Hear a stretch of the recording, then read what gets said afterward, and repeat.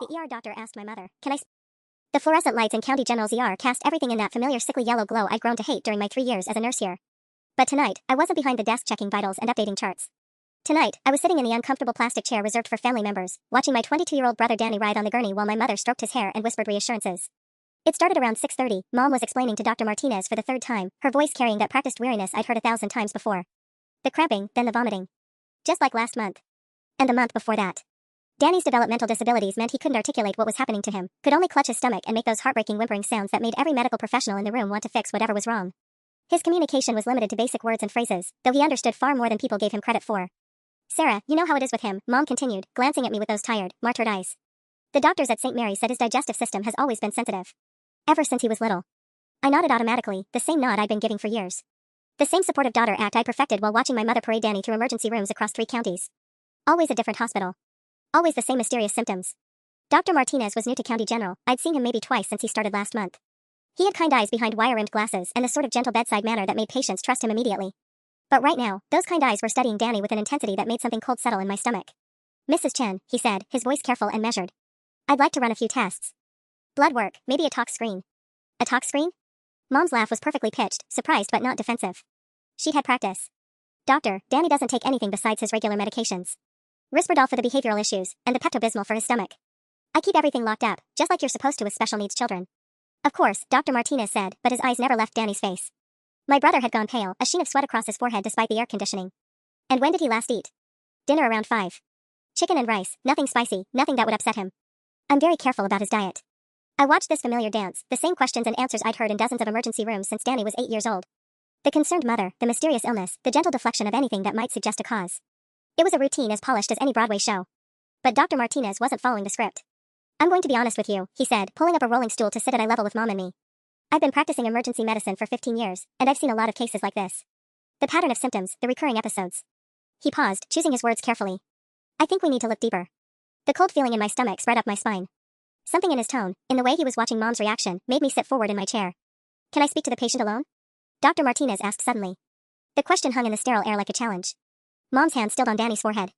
For just a fraction of a second, I saw something flicker across her face, a micro-expression I'd learned to recognize in my years as a nurse. It was the same look patients got when you asked them how many drinks they really had before the car accident. "Alone," she repeated, her voice maintaining that perfect balance of confusion and concern. "Doctor, Danny can barely communicate on his best days. When he's like this, in pain, he just shuts down completely." "I understand," Dr. Martinez said, not moving from his position on the stool. "But it's standard protocol in cases where we see recurring, unexplained symptoms. Especially in vulnerable adult patients." Vulnerable adult patients. The phrase hit me like a physical blow. In all my years watching Danny cycle through emergency rooms, no doctor had ever used those words. They'd talked about his developmental delays, his sensitive stomach, his behavioral issues, but never had anyone suggested he might be vulnerable to something other than his own biology. "Sarah, tell him," Mom said, turning to me with an expression I knew well. It was her rally the troops face, the one that said we're family, we stick together against outsiders who don't understand. "You're a nurse. You know Danny better than anyone except me. Tell him how Danny gets when he's sick." I opened my mouth to give my usual response, to be the good daughter who backed up Mom's story. But Dr. Martinez was looking at me now, and something in his eyes made me pause. There was knowledge there. Recognition. "Actually," I heard myself say, "I think that might be okay. I could step out with Mom, give you a few minutes." The words surprised me as much as they surprised her. Mom's head whipped toward me, her eyes wide. "Sarah, honey, Danny needs familiar faces when he's like this. You know how he gets with strangers." "Dr. Martinez isn't exactly a stranger, Mom. He's been treating Danny for the past 2 hours. 2.5 hours, actually," Dr. Martinez said quietly. "And in that time, I've noticed Danny seems to calm down when you two step away from his bedside. His vital signs stabilize. His breathing evens out." The room fell silent except for the steady beep of Danny's heart monitor. I could hear my own pulse in my ears, could feel Mom's stare boring into the side of my head. "That's ridiculous," Mom said, but there was an edge to her voice now. "I'm his caretaker. I've been taking care of him for 22 years. He needs me." "I'm sure he does," Dr. Martinez agreed. "But right now, I need to do my job. And part of that job is making sure I have all the information I need to help him." Danny chose that moment to turn his head toward the doctor's voice. His eyes, usually unfocused during these episodes, seemed clearer somehow. He made a soft sound, not quite a word, but not random either. "What was that, Danny?" Dr. Martinez asked, leaning closer to the gurney. "He's just making noise," Mom said quickly. "When he's in pain, he makes sounds. It doesn't mean anything." But I knew Danny's sounds. I'd grown up with them, learned to distinguish between his hungry noise and his tired noise and his excited noise. And what he'd just made wasn't his pain sound. It was the sound he made when he was trying to tell us something important. Dr. Martinez stood up, his expression professional but firm. "I'm going to need those few minutes alone with Danny now." The silence stretched between us like a taut wire ready to snap. Mom's perfectly manicured fingers, always immaculate despite her claims of sleepless nights caring for Danny, gripped the metal rail of his gurney. This is highly irregular, she said, her voice taking on that tone I remembered from childhood. The one that meant someone was about to be sorry they'd crossed her. I have legal guardianship. Danny is my son. And as his guardian, I'm sure you want what's best for him, Dr. Martinez replied smoothly. This will only take 5 minutes. You can wait right outside, the nurse's station is just through those doors. I watched Mom's face cycle through emotions like a slot machine landing on different combinations. Concern. Indignation. Something that looked almost like panic before settling back into martyred patience. Fine, she said finally. But if he gets agitated, if he starts screaming, I'm coming back in. Sarah, you'll stay with me? It wasn't really a question. It was a command wrapped in maternal expectation, the same tone she'd used when I was 7 and she'd needed me to tell Dad that yes, I'd seen her take her migraine medication, even though the bottle had been full that morning. Actually, I said, surprising myself again, I think I'll grab some coffee from the machine down the hall. Give Danny some space. The look Mom shot me could have melted steel. 28 years old, and that expression still made my stomach drop like I was a child caught stealing cookies. But something had shifted in the last 10 minutes, some fundamental understanding of the situation that I couldn't quite name yet. Sarah Elizabeth. My full name. The nuclear option. Your brother needs. His brother needs medical attention, Dr. Martinez interrupted gently but firmly. Which is what I'm trying to provide. Mrs. Chen, I really do need you to step out now. Mom gathered her purse, the same black leather bag she carried to every hospital visit for as long as I could remember. I noticed for the first time how organized it was, how she always knew exactly where to find Danny's insurance card, his medication list, the typed summary of his medical history she handed to every new doctor. 5 minutes, she said to Dr. Martinez. And if he gets upset, I'll call you immediately. She walked toward the door with that particular stride she used when she wanted everyone to know she was being reasonable despite unreasonable circumstances. Just before she reached the threshold, she turned back. Danny, honey? Mommy will be right outside, okay? Right outside if you need me. Danny's eyes tracked to her voice, but he didn't make his usual reaching gesture. If anything, his shoulders seemed to relax slightly into the thin hospital pillow. I followed Mom out, but instead of heading toward the coffee machine, I found myself lingering near the nurse's station. Close enough to the door that I could hear if Danny became distressed, but far enough that I wouldn't interfere with whatever Dr. Martinez was trying to accomplish. This is insane, Mom muttered, pacing in the small area between the vending machines and the family bathroom. 22 years I've been taking care of that boy. 22 years of doctor visits and specialists and tests, and some resident who's known him for 2 hours thinks he knows better than I do. Dr. Martinez isn't a resident, I said automatically. He's an attending. 15 years of experience, remember? She shot me another look. Since when do you take stranger sides over family? The question hit something deep in my chest. Family. The word Mom wielded like a weapon whenever anyone questioned her decisions, her methods, her version of events. How many times had I heard it growing up? We don't air our dirty laundry to strangers, Sarah. Family sticks together. Family protects each other. But as I stood there in the fluorescent-lit hallway, watching Mom pace with barely contained agitation while my brother lay 15 feet away possibly getting his first real medical attention in years, I started to wonder who exactly was being protected. And from what? Through the narrow window in the door, I watched Dr. Martinez pull his stool closer to Danny's bedside. My brother's face was turned toward the doctor, and for the first time in hours, he wasn't clutching his stomach. Sarah, get away from there. Mom's voice was sharp. You're being ridiculous. That doctor doesn't know what he's doing. But I couldn't move. Something about the scene inside the room held me frozen. Dr. Martinez was speaking quietly to Danny, his voice too low for me to hear through the door. Danny's responses were just as soft, but he was responding. Actually communicating, not just making pain sounds. He's talking, I whispered. What? Mom stepped up beside me, craning to see through the window. Danny's talking to him. Look at his face, he's not in pain anymore. Mom's reflection in the glass went rigid. He's just having a good moment. You know how he cycles through these episodes. Inside the room, Dr. Martinez was writing something down. Danny lifted his hand, slowly, shakily, but deliberately, and pointed at something. The doctor followed his gesture, nodding, writing more notes. What could he possibly be pointing at? I murmured. Probably just random movement. Sarah, you're reading too much into this. But Mom's voice had taken on that tight quality it got when she was losing control of a situation. His neurologist at St. Mary's explained that during these episodes, Danny experiences muscle spasms that can look purposeful but aren't. The door opened. Dr. Martinez stepped out, his expression unreadable. How is he? Mom immediately stepped forward, reclaiming her position as primary caregiver. Did he get agitated? I told you he doesn't do well with strangers when he's sick. Actually, his pain seems to have subsided significantly. Dr. Martinez looked between Mom and me. His vitals have stabilized, and he's been able to answer some basic questions. Questions? The word came out sharper than Mom probably intended.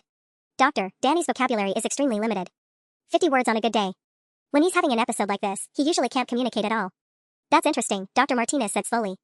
Because he just told me his stomach started hurting about 20 minutes after dinner. He also said the pain gets worse after he takes his tummy medicine. The hallway fell silent. I could hear the distant sound of phones ringing at the nurse's station, the soft whoosh of the automatic doors opening and closing. My heart was beating so hard I was sure everyone could hear it. That's impossible, Mom said. Danny doesn't have that kind of timeline awareness. His developmental delays affect his ability to sequence events. Mrs. Chen, what exactly is the tummy medicine Danny mentioned? Well, the Pepto-Bismol, obviously.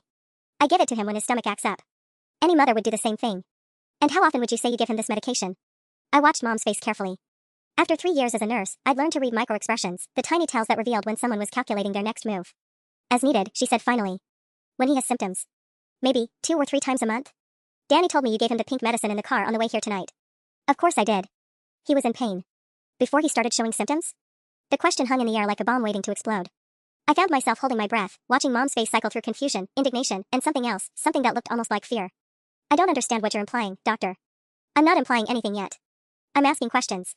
Danny also mentioned that the medicine tastes funny lately. Different than it used to. Mom's laugh was too loud for the quiet hallway. Doctor, Danny has autism spectrum disorder. He notices changes in texture, taste, even packaging. If I switched from name brand to generic Pepto-Bismol, he'd notice immediately. That's just how his brain works. But Dr. Martinez wasn't backing down. I'd like to see the medication bottle. I don't have it with me, Mom said immediately. It's at home in Danny's medicine cabinet.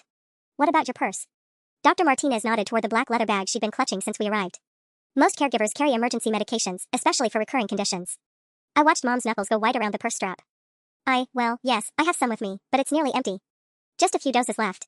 Could I see it, please? The silence stretched so long I started counting heartbeats. 1, 2, 3. Around beat number 15, Mom's professional mask slipped entirely. This is harassment, she said, her voice taking on that dangerous edge I remembered from childhood. I brought my disabled son to this hospital for help, and instead of treating him, you're interrogating me like I'm some kind of criminal. Mrs. Chan, I'm trying to help Danny. But I need to understand what medications he's been receiving.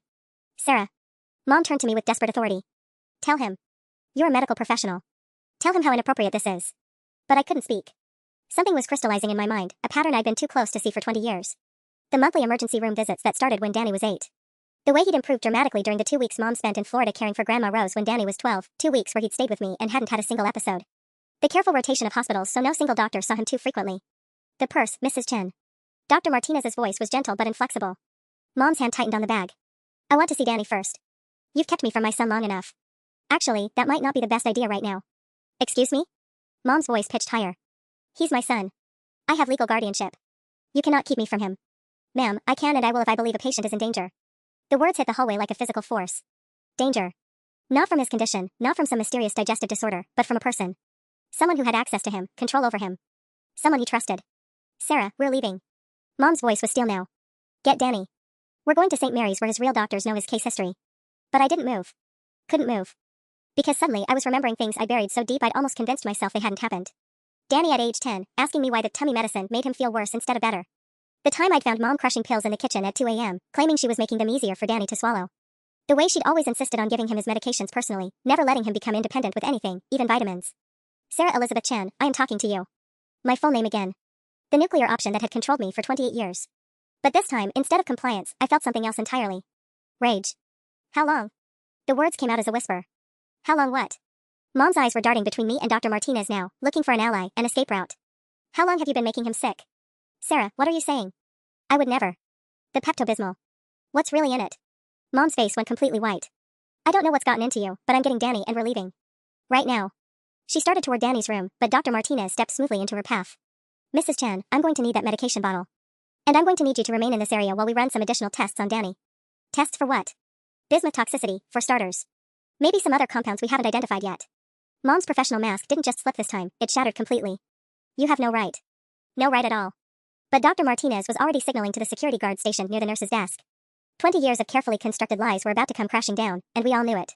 The security guard's footsteps echoed against the linoleum as he approached, his radio crackling softly with dispatch codes I'd memorized during my years here. Mom's eyes tracked his movement like a cornered animal calculating escape routes. This is insane, she said, but her voice had lost that commanding edge. Now it sounded thin, almost brittle. Sarah, tell them. Tell them how I've sacrificed everything for Danny. The sleepless nights, the missed work, the specialists who couldn't figure out what was wrong with him. I stared at her, this woman who'd shaped every aspect of my childhood, and felt like I was seeing her clearly for the first time. The perfectly applied makeup even at 11 p.m. The way she always had Danny's complete medical history memorized down to exact dates. The practiced weariness that made doctors want to help her, want to solve the mystery of her suffering child. Ma'am, I need you to hand over the medication, Dr. Martinez said quietly. We can do this cooperatively, or we can involve Child Protective Services and get a court order. But one way or another, I'm going to find out what Danny's been ingesting. Child Protective Services? Mom's laugh was sharp and desperate. He's 22 years old. Adult Protective Services, then. The principle remains the same. I watched Mom's hand tighten on her purse strap, her knuckles standing out like mountain ridges under her skin. Inside that bag was evidence, I was suddenly certain of it. Not just the Pepto-Bismol bottle, but probably a whole pharmacy of things she'd been using to keep Danny sick, dependent, hers. How many hospitals, Mom? I asked suddenly.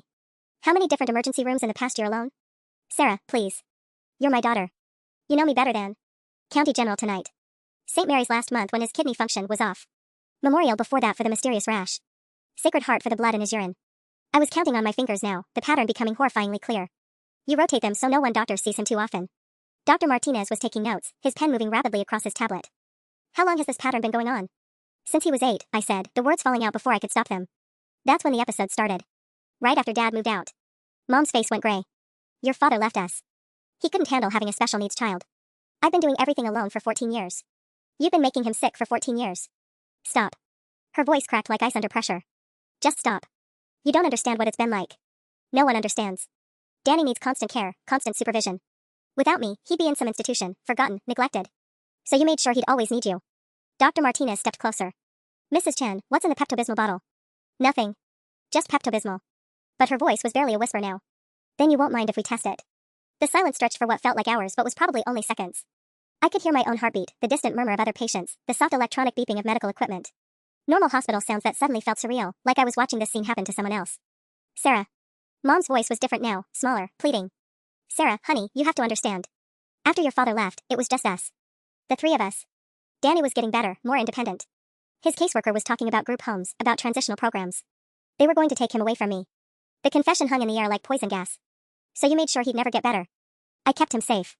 I kept our family together. Dr. Martinez was already on his radio, calling for additional security and what sounded like a supervisor. The machinery of justice was starting to turn, inevitable as gravity. Mrs. Chen, I need that purse now. Mom looked at me one last time, her eyes holding a desperation I'd never seen before. Sarah, please. I'm your mother. I love you both. Everything I did was for love. But I was already reaching for the purse strap. The purse felt heavier than it should have as I pulled it from Mom's unresisting fingers. The black leather was worn smooth from years of hospital visits, and I realized with sick clarity that this bag had been her weapon of choice for over a decade. Sarah, don't. Mom's voice was barely above a whisper. Please don't do this to our family. But my hands were already moving, unzipping the main compartment with a steady precision I'd learned from 3 years of nursing. Inside, everything was organized with military efficiency, insurance cards in a plastic sleeve, a typed medication list, a small notebook with dates and symptoms meticulously recorded. And there, nestled in a side pocket like a bomb waiting to explode, was the Pepto-Bismol bottle. Dr. Martinez took it with latex-gloved hands, holding it up to the light. The pink liquid inside looked normal, innocuous. But when he unscrewed the cap, I caught a whiff of something that made my stomach turn, a metallic, bitter smell underneath the familiar mint. This isn't just bismuth subsalicylate, he said quietly, swirling the contents. What else is in here, Mrs. Chen? Mom had gone completely silent, her face the color of ash. I kept digging through the purse, finding things that made less and less sense for someone caring for a disabled adult, a bottle of Ipecac syrup, supposedly banned for home use years ago. A small vial of clear liquid with no label. Packets of what looked like artificial sweetener but felt grittier between my fingers. Jesus Christ, I breathed, setting the items on the nearby counter. Mom, what is all this? Insurance, she said suddenly, her voice hollow. After your father left, after he stopped paying support, Danny's disability benefits weren't enough. But when he was hospitalized, when he needed emergency care, there were programs. Assistants. People who helped. Dr. Martinez was photographing each item with his phone, creating evidence that would destroy her life. So you kept him sick for the money? Not just the money. Mom's laugh was broken, desperate. The support groups. The caseworkers who actually returned my calls. The doctors who treated me like I mattered, like I was doing something important instead of just existing. I stared at her, this stranger wearing my mother's face. You poisoned your own son for attention? I never hurt him permanently. I was careful. Always careful about dosages, about interactions. I researched everything online, made sure. You made sure he'd never get well enough to leave you. The security guard was speaking quietly into his radio now, using codes I recognized. They were calling in the police. This wasn't just medical malpractice anymore, it was criminal assault, maybe attempted murder, definitely child abuse even though Danny was technically an adult. How long would you have kept this up? Dr. Martinez asked, sealing the medication bottles and evidence bags. Until he died? He wasn't going to die. Mom's voice cracked. I would never let that happen. I love him more than anything in this world. You were slowly killing him. Through the window of Danny's room, I could see my brother sitting up on the gurney, looking more alert than I'd seen him in months. A nurse was offering him water, and he was drinking it without the nausea that usually accompanied his episodes. His color was better, his breathing easier. He looked like he was getting better. Actually getting better, maybe for the first time since he was 8 years old. 22 years, I said, the reality hitting me like a physical blow. You stole 22 years of his life. I saved his life. I kept him safe, kept him home, kept him loved. You kept him prisoner. The police arrived then, 2 officers with tired eyes and patient expressions who'd probably seen every variation of human cruelty imaginable. Dr. Martinez handed over the evidence bags while I stood frozen, watching my mother transform from victim to perpetrator in the space of a heartbeat. Ma'am, we need you to come with us, the older officer said gently. Mom looked at me one last time, her eyes holding 28 years of manipulation, control, and something that might have been genuine love twisted into something monstrous. Sarah, take care of him, she whispered as they led her away. Promise me you'll take care of Danny. I couldn't answer. I couldn't even breathe properly. Through the chaos of police radios and medical equipment and the distant sound of my mother's voice explaining herself to officers who'd heard it all before, one thought kept echoing in my head. How many years did we have left to save? The police car's taillights disappeared into the night, taking my mother away from Danny for what I hoped would be forever. But as I stood in the hospital parking lot watching them fade, the magnitude of what came next crashed over me like a tsunami. Danny was awake when I returned to his room, sitting up and sipping apple juice through a straw. The transformation was startling. His eyes were clearer than I'd seen them in years, and he wasn't clutching his stomach in agony. Sarah? His voice was soft but steady. Where's Mom? Dr. Martinez looked at me expectantly. This was the moment I'd been dreading. How do you explain to someone with developmental disabilities that the person they trusted most in the world had been systematically poisoning them? She had to go somewhere, Danny. But I'm here. I sat down in the chair beside his bed, taking his hand. How are you feeling? Better. My tummy doesn't hurt anymore. He paused, processing. The doctor says I was sick because of bad medicine. I shot a look at Dr. Martinez, who nodded slightly. We explained it in very basic terms. Danny understands that some of his medication was making him sick instead of helping him. But Mom gave me the medicine, Danny said, confusion creeping into his voice. Mom always takes care of me. The trust in his voice nearly broke me. 22 years of conditioning, of being told that he needed constant care, that he couldn't survive without her vigilant supervision. How do you undo that kind of psychological damage? Sometimes people make mistakes, even when they love us, I said carefully. But you're going to be okay now. Dr. Martinez pulled me aside while Danny focused on his juice. We've contacted Adult Protective Services. They'll need to do a full investigation, which means Danny can't go home right now. Do you have somewhere he can stay? The reality hit me like a physical blow. Home. Danny had never lived anywhere else, never spent more than a night away from Mom except for those 2 weeks when I was 19. And my apartment was a studio in a converted warehouse with stairs he couldn't manage and no elevator. I need to make some calls. There are emergency placement facilities. No. The word came out sharper than I intended. He's not going into the system. Not after everything she put him through. But even as I said it, I was calculating the impossibility. My work schedule at the hospital was erratic, 12-hour shifts, sometimes doubles when we were short-staffed. Danny needed supervision, routine, specialized care that I had no idea how to provide. Mom had made sure of that, keeping me just involved enough to be the supportive sister but never teaching me the daily realities of his care. What about his caseworker? Dr. Martinez asked. The one your mother mentioned? Linda Restrepo from the county office. But she hasn't seen Danny in over a year. Mom always told her he was doing well, that he didn't need additional services. I was pacing now, my mind racing through options that all seemed inadequate. Jesus, she isolated him from everyone who might have helped. Danny was watching us with growing anxiety. He might have developmental disabilities, but he wasn't stupid. He could sense the tension, the weight of decisions being made about his future. Sarah scared? He asked, using the simplified speech pattern he fell back on when stressed. No, honey. Just figuring things out. I want to go home. Home. The place where she'd been slowly killing him for 14 years. The place where every routine, every meal, every moment of care had been calculated to keep him dependent and sick. We might need to find a new place for you to live, I said gently. Somewhere safer. His face crumpled. But I like home. I like my room. My things. Dr. Martinez checked his watch. The APS caseworker should be here within the hour. In the meantime, I want to keep Danny for observation. We need to see how he responds as these substances clear his system. What kind of substances? I asked. Besides whatever was in the Pepto-Bismol? Preliminary tests show traces of diphenoxylate. It's an antidiarrheal that can cause nausea and abdominal pain in higher doses. Also some compounds we're still identifying. Your mother was creative. Creative.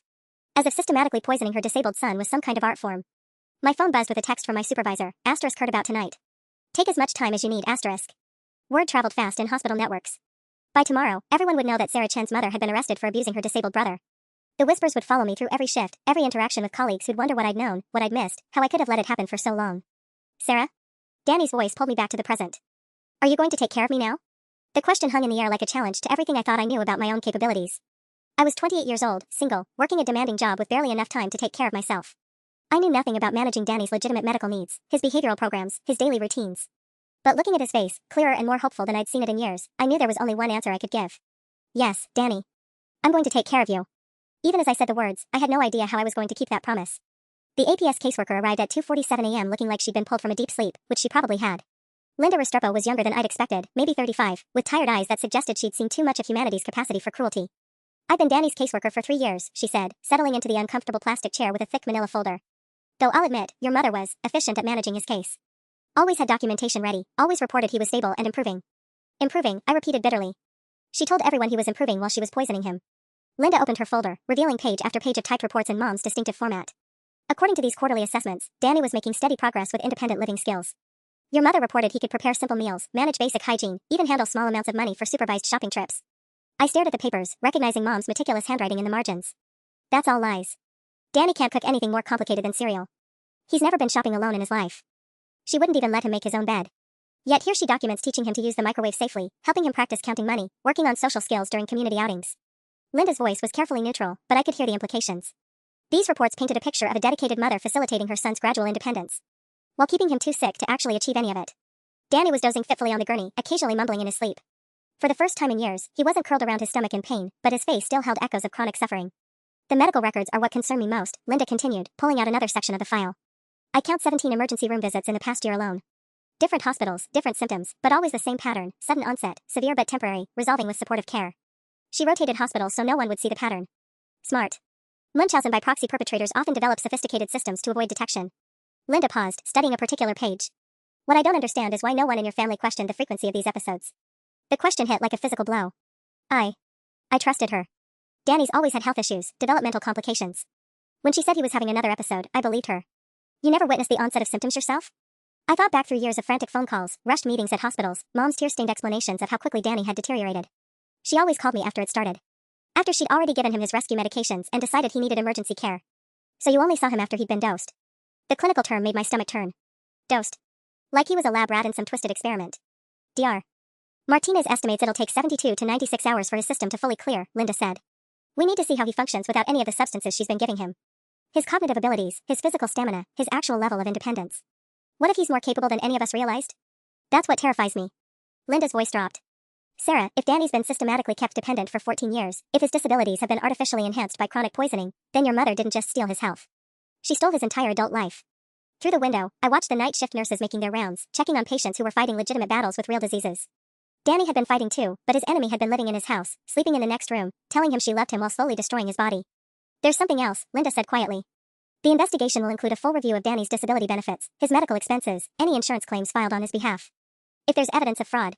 How much money are we talking about? Potentially hundreds of thousands of dollars over 14 years. Supplemental security income, Medicaid, emergency assistance programs, charitable donations from churches and community groups who thought they were helping a struggling family. The scope of Mom's deception was staggering. She hadn't just been poisoning Danny for emotional gratification, she'd built an entire economic system around his manufactured suffering. What happens to him now? I asked. I mean, legally. If he's been declared disabled based on symptoms she was causing. That's complicated. His intellectual disabilities are genuine, the autism spectrum disorder, the developmental delays. But his physical symptoms, his need for constant medical supervision, his apparent inability to live independently. Linda shrugged. We won't know what's real until we see him function without her interference. Danny stirred on the gurney, his eyes fluttering open. Sarah? I'm hungry. I'll get you something, I said, standing up. Can I have real food? Not the soft stuff? I looked at Linda, then back at Danny. For years, Mom had insisted he could only tolerate bland, easily digestible meals. Rice and chicken, plain pasta, nothing spicy or complex that might upset his sensitive stomach. What would you like? I asked. Pizza, he said immediately, then looked worried. But Mom says pizza makes me sick. Mom isn't here right now, I said carefully. And your stomach feels better, right? He nodded slowly, processing this new reality where his food choices weren't dictated by someone else's agenda. Pepperoni pizza sounds perfect. The pizza arrived at 4:23 a.m., carried by a sleepy delivery driver who probably wondered why he was bringing food to a hospital room. Danny's eyes lit up when he saw the box, genuine excitement I hadn't seen from him in years. Real pizza, he whispered, like he was afraid someone would take it away. I watched him take his first bite, bracing myself for the nausea and cramping that had followed every meal for as long as I could remember. But Danny just chewed thoughtfully, swallowed, and reached for another slice. Good, he said simply. Tastes good. No doubling over. No rushing to the bathroom. No calls for the pink medicine that would supposedly settle his stomach. He was just eating. Like a normal person. Linda was taking notes, documenting this small miracle. When did his food restrictions start? Around age 10, I said, watching Danny work through his second slice with steady appetite. Mom said the doctors recommended a bland diet after a particularly bad episode. Said his digestive system couldn't handle anything with too much flavor or fat. Yet here he is eating pepperoni pizza at 4 a.m. with no distress. Danny paused mid-bite, looking worried. Am I not supposed to eat this? No, honey, it's fine. Eat as much as you want. But his question revealed something that made my chest tight. He was constantly checking for approval, for permission, for someone else to tell him what his own body needed. 22 years old and he couldn't trust his own hunger signals because they'd been manipulated for so long. My phone rang, Mom's ringtone. I stared at the screen, my finger hovering over the decline button. You should answer, Linda said quietly. She's probably been allowed her phone call. I accepted the call with trembling fingers. Hello. Sarah, thank God. Mom's voice was strained, exhausted. Listen to me very carefully. I need you to call Richard Morrison, he's our family lawyer. His number is in my address book at home. Tell him what happened, tell him they're making a terrible mistake. Mom. And check on Danny's medications. He needs his evening Risperdal, and if his stomach starts acting up, there's backup Pepto-Bismol in the medicine cabinet. The real kind, Sarah, not what they found in my purse. That was contaminated somehow, maybe from being in my bag too long, I don't know. I looked at Danny, who was listening to every word with growing confusion. He's eating pizza, I said. Silence stretched across the line. Then, what? Danny's eating pepperoni pizza. At 4 a.m. No nausea, no cramping, no digestive distress at all. That's impossible. Sarah, you know how sensitive his stomach is. If he's eating that kind of food, he'll be sick within the hour. You need to stop him before. He's fine, Mom. He's been fine since they stopped giving him your medicine. The silence was longer this time. I could hear voices in the background, the institutional sounds of wherever they were holding her. They're confusing you, she said finally, her voice taking on that manipulative edge I knew so well. Danny's always been delicate. Remember when he was 12 and ate that hamburger at your birthday party? He was sick for 3 days. But suddenly I was remembering that day differently. Danny had been fine after the hamburger. The sickness started later, after we got home, after Mom gave him his preventive stomach medicine to ward off any digestive upset. How long have you been planning this? I asked. Planning what? Sarah, I don't understand what's happening. They arrested me for trying to help my sick son. They think I poisoned him, which is insane. I would never hurt Danny. I love him more than my own life. Danny had stopped eating, the pizza forgotten as he listened to Mom's voice coming through the phone speaker. His face was cycling through emotions, confusion, hurt, something that might have been betrayal. The ipecac syrup, I said. The unmarked vials. The medical journals I found in your browser history about bismuth toxicity symptoms. I was researching his condition, trying to understand what the doctors weren't telling me. You were researching how to make him sicker. Danny made a small sound, almost like a whimper. Linda moved closer to him, her expression professional but kind. Sarah, please. I'm your mother. I need you to believe me. I need you to take care of Danny while I sort this out. Can you do that? Can you bring him home and keep him safe until? No. The word came out stronger than I felt. He's never going back to that house. That's his home. Those are his things, his routines, everything familiar. That's where you were killing him. The line went quiet except for the sound of Mom crying, or performing crying. I could no longer tell the difference. 5 minutes remaining, a voice announced in the background. Sarah, I'm begging you. Don't let them put him in a facility. Don't let strangers take care of him. He needs family. He needs people who love him. I looked at Danny, who was staring at the phone with an expression I'd never seen before. Not confusion or fear, but something sharper. Something that looked almost like understanding. Danny, I said gently. Do you want to talk to Mom? He considered this for a long moment, then shook his head. Why not? His answer, when it came, was delivered in the clearest voice I'd heard from him in years. Because she made me sick. The words hung in the air like a verdict. Danny had never spoken with such clarity about Mom before, never questioned her care or her motives. But now, with her voice still echoing from my phone speaker, he'd made the connection that had taken me 28 years to see. Danny, honey, Mom's voice cracked through the phone, desperate. You don't understand. Mommy was trying to help you feel better. The medicine was supposed to make your tummy stop hurting. But it made me hurt more, Danny said, looking directly at the phone. His voice was steady, matter of fact. Every time. Medicine first, then hurt. Linda was scribbling notes frantically, documenting what might be the first time Danny had ever openly contradicted Mom's version of events. Sarah, he's confused, Mom said, but I could hear the panic creeping in. The stress of being in the hospital, all these strangers asking him questions he doesn't understand. He understands perfectly. I was watching Danny's face, seeing an alertness there that I'd forgotten existed. How long have you known, Danny? That the medicine made you feel worse? He thought about this, his brow furrowed in concentration. Long time. But Mom said sick feelings come from inside, not from medicine. Said I was just confused about when things hurt. The manipulation was breathtaking. She'd convinced him that his own perception of cause and effect was faulty, that he couldn't trust his body's signals about what was helping versus harming him. 1 minute remaining, the voice announced from wherever they were holding Mom. Sarah, listen to me. Her voice turned urgent, commanding. Dr. Martinez is new, he doesn't know Danny's case history. Call Dr. Henley at St. Mary's, he's been Danny's gastroenterologist for 8 years. He'll tell you about Danny's chronic digestive syndrome, the genetic markers for inflammatory bowel disease, the specialized treatment protocol we've developed. All based on symptoms you were causing, I interrupted. Based on years of careful observation and medical documentation. Sarah, I kept detailed records of every episode, every medication, every improvement and setback. Do you really think I could have fooled dozens of medical professionals for over a decade? The question hit me like cold water. She was right about the scope of the deception, emergency room doctors, specialists, nurses, pharmacists. How had she convinced so many trained professionals that Danny's symptoms were real? She compartmentalized the information, Linda said quietly, reading my thoughts. Different hospitals, different symptoms, different timelines. No single doctor ever saw the complete picture. And she's a very convincing actress, I added, remembering all the performances I'd witnessed over the years. The perfectly calibrated tears, the exhausted martyr routine, the desperate mother who just wanted answers. Time's up, the voice announced. Sarah, please, Mom's voice was cut off mid-sentence as the call ended. The room fell silent except for the steady beep of Danny's monitors and the distant sounds of the hospital's night shift. I looked at my brother, who had returned to his pizza with the methodical focus of someone making up for years of restricted eating. Danny, I said carefully, tomorrow we're going to need to figure out where you're going to live. It can't be at Mom's house anymore. He nodded, chewing thoughtfully. Because she made me sick. Because she made you sick. Will you live with me? The question was simple, direct, but loaded with implications I wasn't ready to face. We'll figure something out. But even as I said it, I was calculating impossibilities. My studio apartment, my work schedule, my complete inexperience with Danny's actual needs versus his manufactured ones. How do you rebuild someone's life when you're not even sure what that life was supposed to look like? Linda closed her folder with a soft thud. The investigation will take weeks, maybe months. We need temporary guardianship arrangements, a safe living situation, and a complete medical reevaluation to determine Danny's actual capabilities. 22 years of lies were about to be systematically unraveled, and I had no idea what we'd find underneath.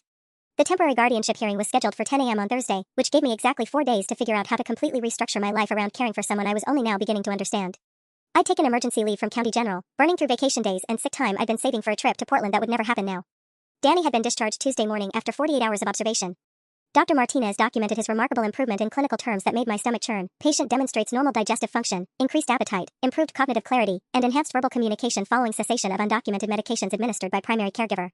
Enhanced verbal communication. As if my brother's voice had been chemically suppressed along with everything else. Sarah, I want to see my room, Danny said from the passenger seat of my Honda as we drove past the house where he'd lived his entire life. I'd parked across the street, engine running, trying to work up the courage to go inside. Just to get some clothes and personal things, I said, more to convince myself than him. We can't stay there. The house looked exactly the same, Mom's prized rose bushes perfectly maintained, the wheelchair ramp Dad had built when Danny was 12 even though he'd never actually needed a wheelchair. Just another prop in Mom's elaborate performance of martyred caregiver. Inside, everything was preserved like a museum to fictional suffering. Danny's bedroom was sparse, institutional, designed for someone far less capable than he actually was. Safety rails on the bed that he'd never needed. Plastic cups instead of glass. A medication chart on the wall with times and dosages for pills that had been slowly poisoning him.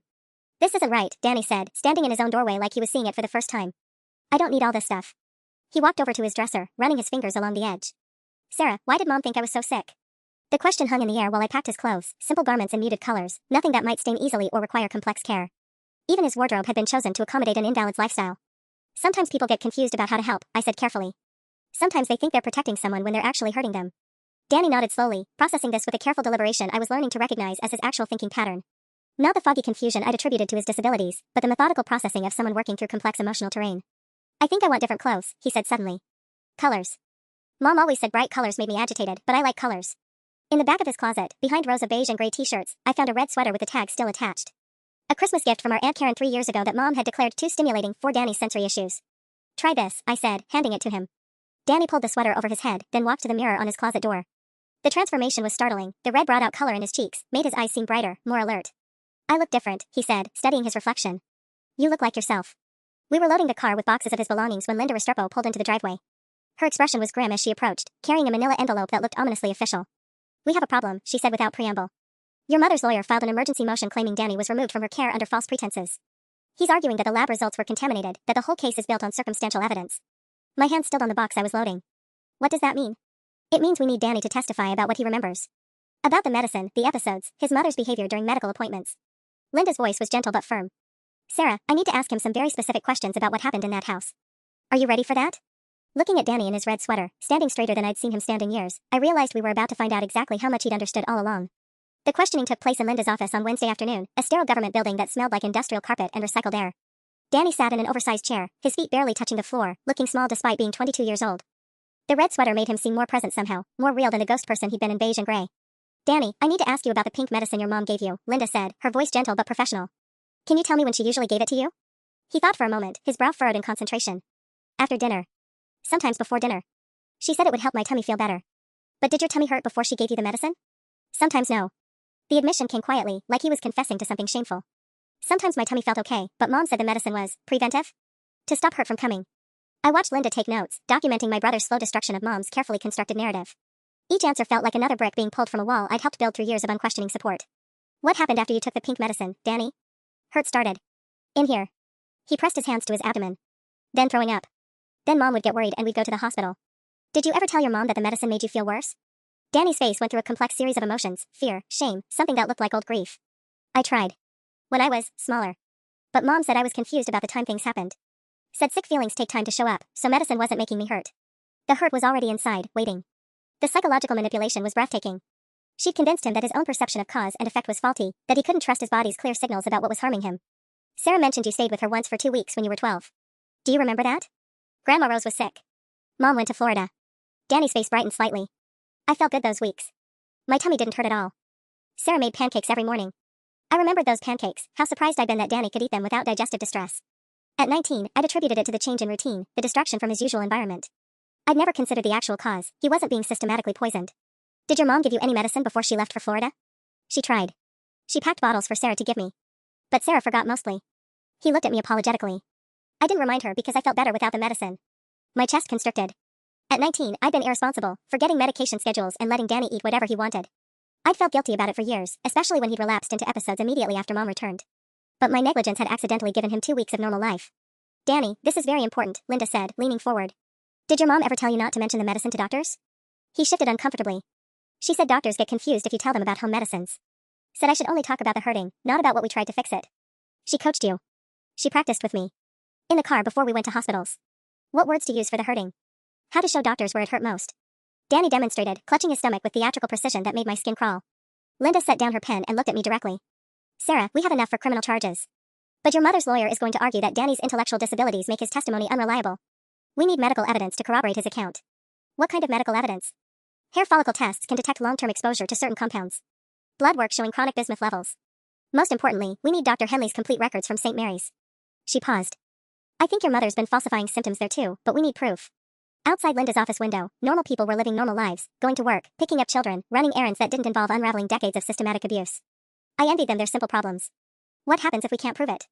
I asked. Then she comes home, Linda said quietly. And this starts all over again. The call came at 6:47 a.m. on Thursday, 3 hours before the guardianship hearing. I answered my phone in the hotel room where Danny and I had been staying, my brother still asleep in the bed next to mine, finally getting the kind of rest that comes with a stomach that isn't being systematically attacked. Sarah, this is Dr. Patricia Henley from St. Mary's Gastroenterology. The voice was crisp, professional, with an undercurrent of something I couldn't quite identify. I understand there's been some confusion about Daniel Chen's case.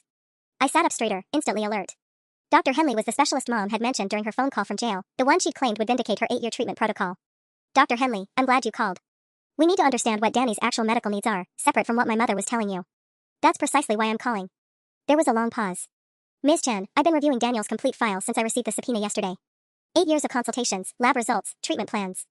And I need to ask you something directly. Was your mother giving Daniel any medications at home that weren't prescribed by my office? The question sent ice through my veins. Why do you ask? Because the pattern of symptoms she described never quite matched what I observed during clinical examinations.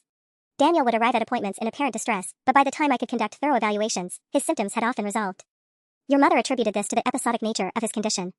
I could hear Danny stirring behind me, mumbling softly as he woke up. In 3 days without Mom's preventive medicine, he'd been sleeping through the night for the first time in years. Dr. Henley, we have evidence that she was giving him bismuth compounds and other substances that were making him sick. Christ. The professionalism cracked slightly. I've been treating a manufactured illness for 8 years. What did you actually find wrong with him? In your clinical assessments? Mild gastroparesis, possibly related to his neurological condition. Manageable with dietary modifications and occasional promotility agents. Nothing that would require the intensive intervention your mother insisted was necessary. Her voice turned bitter. She brought me research articles about rare digestive syndromes, insisted we explore increasingly exotic diagnoses. I should have questioned why she was so resistant to the simple explanations. Danny was sitting up now, looking confused by my tense whispered conversation. I mouthed doctor to him and saw his face immediately shift to anxiety, a conditioned response to medical professionals that broke my heart. Dr. Henley, there's a hearing this morning about Danny's guardianship. My mother's lawyer is claiming the evidence against her is circumstantial. It's not circumstantial anymore. Her voice turned hard. I pulled Daniel's lab work from the past 2 years. Elevated bismuth levels in every single blood panel, but always attributed to legitimate therapeutic use of bismuth subsalicylate. Your mother specifically mentioned giving him Pepto-Bismol for symptom management. Except she was giving him massive doses. Beyond massive. Looking at these levels, she was dosing him multiple times daily with concentrations that would make anyone violently ill. I could hear papers rustling. There's something else. She requested copies of all his medical records 6 months ago, claiming she needed them for a consultation with a specialist in Chicago. But when I called to coordinate care, no such specialist existed. My blood ran cold. She was falsifying medical records? We're preparing to take Daniel somewhere else if we got too close to the truth here. Sarah, your mother is far more sophisticated than a typical Munchausen by proxy case. This was systematic, calculated, and she had contingency plans. Danny had gotten up and was standing by the window, still in his pajamas but looking healthier than I'd seen him in a decade. His color was good, his posture straight, his eyes clear and focused on the world outside instead of turned inward on phantom pain. Will you testify? I asked Dr. Henley. I'll do more than testify. I'm filing a formal complaint with the medical board about my own failure to recognize the signs. And Sarah? I'm calling the hearing to provide immediate testimony. Your mother is never getting custody of that boy again. The courtroom felt smaller than I'd expected, more like a conference room than the dramatic setting I'd imagined for the moment that would determine Danny's future. Judge Patricia Voss presided from behind a modest wooden desk, her gray hair pulled back severely and her eyes sharp with the kind of intelligence that came from years of sorting truth from manipulation. Mom sat at the defendant's table in an orange jumpsuit that made her look diminished somehow, smaller than the commanding presence who'd controlled our family for decades. Her lawyer, Richard Morrison, was exactly what I'd expected, expensive suit, practiced expressions of righteous indignation, the kind of man who specialized in making victims look like villains. Your Honor, Morrison began, my client is a devoted mother who has sacrificed 22 years of her life caring for a severely disabled son. The state's case relies entirely on the unreliable testimony of a mentally impaired witness and circumstantial evidence that could be explained by simple medication errors. Danny sat beside me in his red sweater, hands folded in his lap, looking more composed than I felt. He'd eaten a full breakfast that morning, scrambled eggs, bacon, orange juice, without a single digestive complaint. 4 days clean from Mom's medicine had transformed him from a chronic invalid into someone I was still learning to recognize as my actual brother. Judge Voss reviewed the files in front of her with methodical precision. Mr. Morrison, I've read the medical reports. The bismuth levels in your client's son's blood work were 30 times higher than therapeutic doses. How do you explain that? Accumulation from legitimate use over time, Your Honor. My client followed medical advice from qualified physicians. Dr. Henley's testimony directly contradicts that claim, the judge interrupted, glancing at the gastroenterologist who sat ramrod straight in the witness section.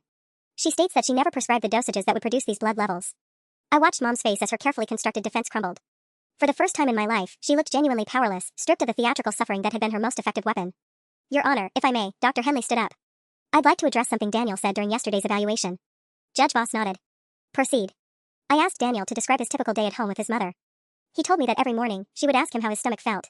If he said it felt fine, she would give him preventive medicine to keep it from hurting later. If he said it hurt, she would give him different medicine to make it stop hurting. Either way, he received medication that made him violently ill within 30 minutes. The courtroom fell silent. I could hear the building's ventilation system, the distant sound of traffic outside, my own heartbeat thundering in my ears. Daniel also told me something else, Dr. Henley continued. He said his mother told him that if he ever felt good for too many days in a row, it meant he was getting worse and needed stronger medicine to prevent a dangerous episode. Mom's composure finally shattered completely. He doesn't understand, she said, her voice cracking. He's intellectually disabled. He gets confused about causation, about time sequences. Mrs. Chen, Judge Voss said quietly, your son has been medication-free for 4 days. In that time, he's gained 6 pounds, slept through the night consistently, and demonstrated cognitive abilities that his previous medical records suggested he didn't possess. The court finds this transformation illuminating. I reached over and squeezed Danny's hand. He squeezed back, then looked directly at Mom for the first time since entering the courtroom. Mom, he said, his voice clear and steady, I know you made me sick. I understand now. Judge Voss's gavel came down with finality. Permanent guardianship is awarded to Sarah Chin. The defendant's parental rights are hereby terminated. 22 years of lies ended with the sound of wood striking wood.